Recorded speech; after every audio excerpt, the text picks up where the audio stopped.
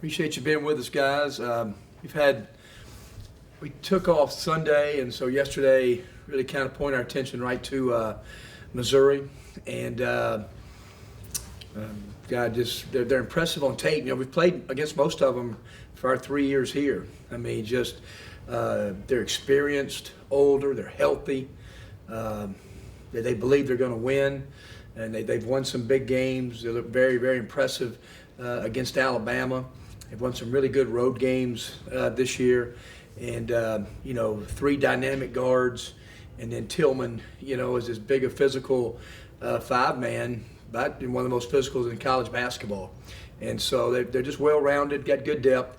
Konzo's done a great job with his team, and but I'm sure like they know us real well. We know Missouri, and they're going to expect just a tough, physical, just hard-fought game. So I know our guys are excited about it. John starts off. Kermit, how much do you think your offense has turned the corner in these last couple of games? Well, against Tennessee, obviously you're playing the best defensive team in college basketball per analytics and different things, So those points we knew were going to be hard to come by. We were making a better effort, obviously, not just because Romello got 30, but I think he's been more involved in our offense down the stretch. And that's good to see. He's learning screening angles better. He's learning how to position himself better. We're doing a better job of getting him the ball. Devontae is starting to play well, and he's going to have to play well tomorrow night. Missouri did a great job on Devontae last year in both games. We still, John, we need to get Jarkel has kind of developed into a third scorer. If we could get a fourth or fifth guy, to get right at double figures, that would help us. But and we've kind of revamped offense. We're doing some different things than we were a month ago, and hopefully that's helping us a little bit. Ben, go ahead. Yeah, Kermit. How's Hadim, and do you anticipate having him for Missouri? We will not. We will not. His progress is slow.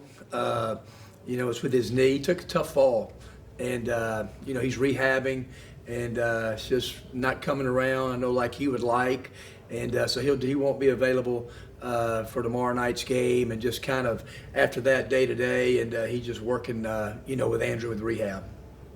And then KJ played some minutes against Auburn. Kind of where is he at, and what kind of roles are you anticipating for him moving forward? Yeah, since KJ's kind of gone through the personal things that he was dealing with, he had his best practice yesterday. So we hope, that he's going to be available and play. We expect him to play tomorrow night, and I hope he'll play well.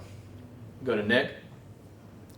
Kermit, you've had teams hit hot streaks late at the end of the season. Just kind of what common traits do those teams have, and do you kind of see that at all in this team? Yeah, and I always go back to it, Nick, practice, and being able to stay in the fight, and keep your head down and just grind right through negativity or tough losses or different things that happens. And I think this team has done it. We all knew we were close. We've talked about 2 or 3 times about some of the games that we didn't close out, so we knew we weren't that far away. But our team has maintained a good practice attitude, and they really like each other. They enjoy it. The bench is always energized. They're pulling for each other. And so, when that happens, you've got a chance. And then we always talked about there's a lot of great opportunities still left on our schedule. Go to Parrish. Kermit, what did you think of Roberts' week and a half? I think he had 12 and 5 against Auburn. What have you seen in his development? Yeah, he's just obviously he's getting more minutes. Parrish, we were leaving him out there longer periods of time, and he's gaining a lot more confidence. He practices hard every day. He's got great activity. He's a really good defender. He's become a good free throw shooter. I think he's going to, he's made a 3 or 2. I think he's going to be a good shooter. And but I think it's just his overall. He's a smart player. He carries out scouts. He's physical, and he's really enjoying his role as a starter.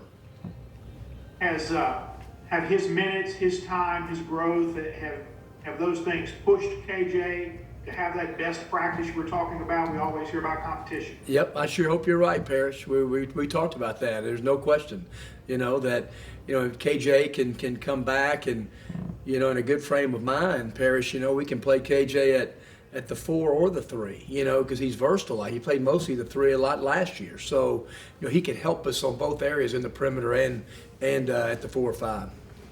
Go back to Ben. Parrish kind of touched on this. I was going to ask about Rob, but kind of furthering that, you mentioned when you signed him, he was a perfect fit for what you look for, just a your kind of guy. What have you seen from him as far as leadership and growth and this kind of embracing the role that he has and has had, whether it be a starter or off the bench?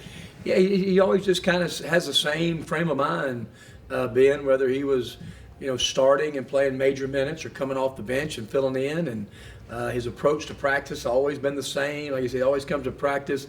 He's in the gym right there. Him and Jarkel usually are trying to beat each other, being the first one in the gym. And so he's always working. He's always getting extra shots. He's always in a great frame of mind about his diet and his sleep and just all the things that matter. And he's got good toughness. And you just know when a guy does that, Ben, then, it's just long periods of time. He's going to develop into a really good player. And so he's just having a good time and enjoying his role right now.